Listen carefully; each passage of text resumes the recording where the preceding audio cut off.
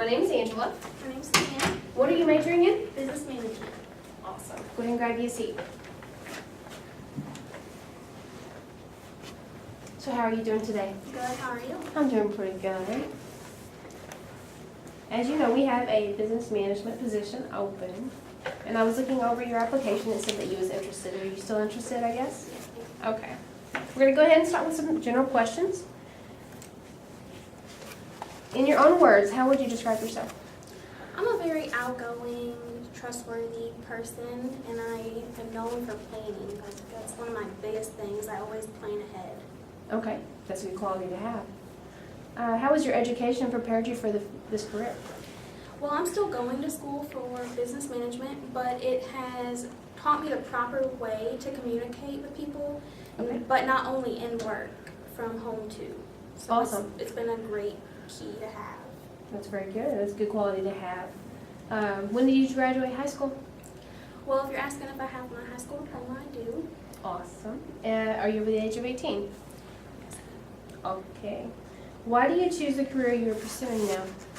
Well, I worked in medical records at the hospital, and while I was doing that, the business directors and the business managers, we would have meetings with them weekly, and I would always ask them like what they did, what was their specific duties, because it kind of inspired me to see them do their job because they acted like they loved it. Right. So when I left the hospital, I decided to go back to college, and then that is where I knew that I wanted to be in business management.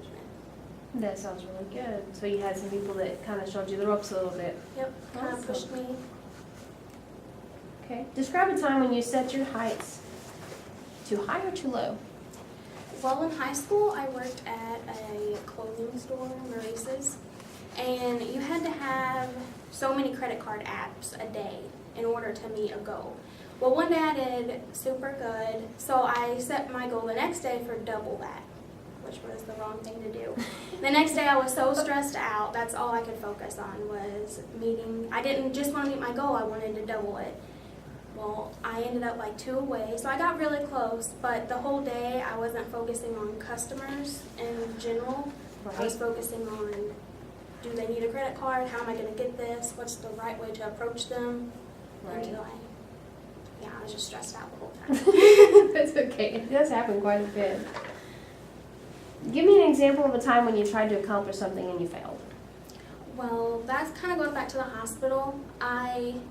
They were short-staffed. I was the only one in medical records, and the hospital has a ton of medical records. Yes, they do.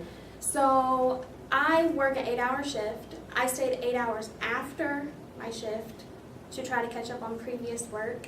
And I tried my best, so I don't think I failed because I did the best I could. Right. But we did not meet quota. But I mean, I did put the extra 8 hours in, and I did give it my best. So in my eyes, I didn't fail. Awesome. I think you attempted, therefore you didn't fail. I think you did very good. Can you give me your greatest weaknesses?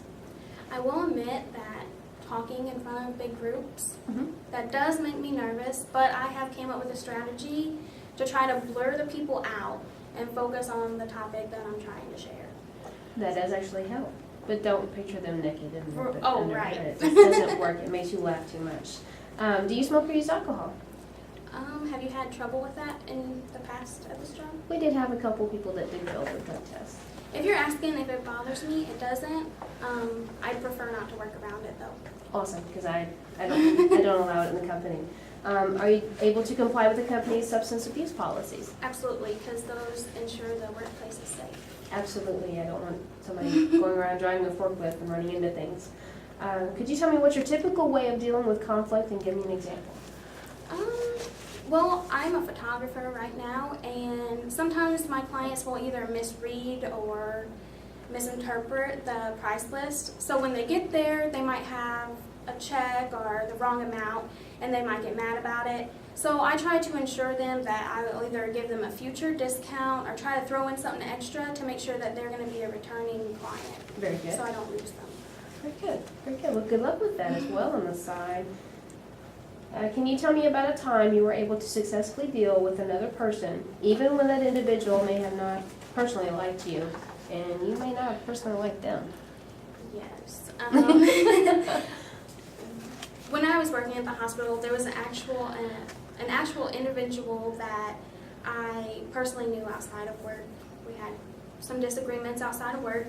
After like a month of working there, I felt there was tension and other people were starting to see it. So I found in my best interest would be just to let it go. Like when you walk in the doors at work, just drop it.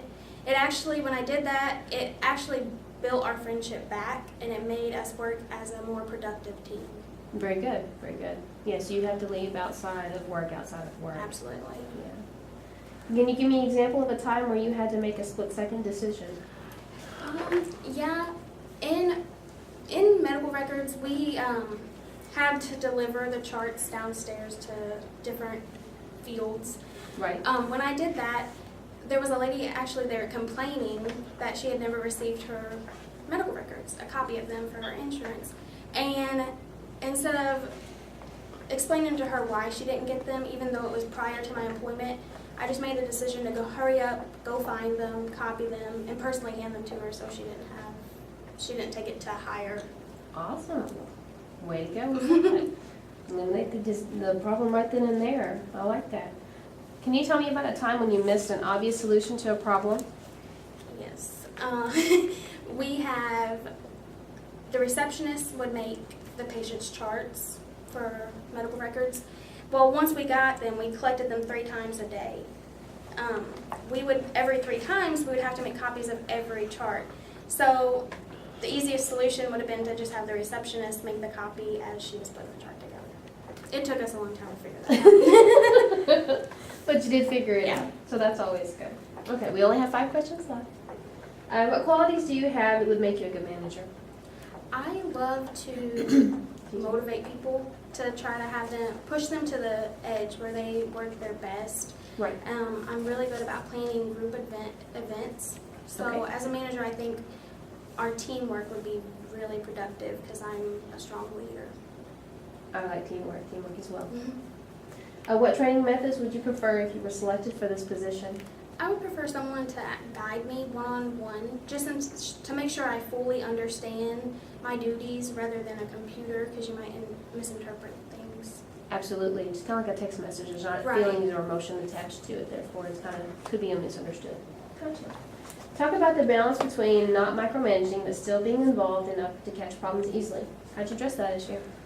I don't think you have to hover over someone's shoulder the whole time at work. You should be able to still do your job and focus and see what they're doing wrong.